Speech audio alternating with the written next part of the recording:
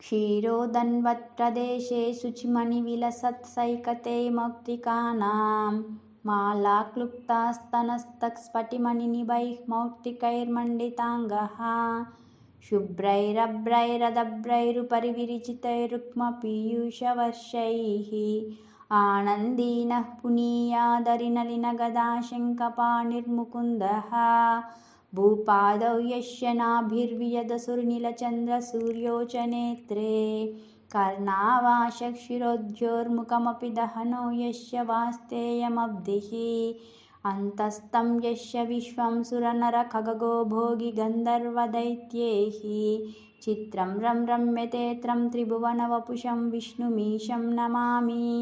ॐ नमो भगवते वासुदेवाय।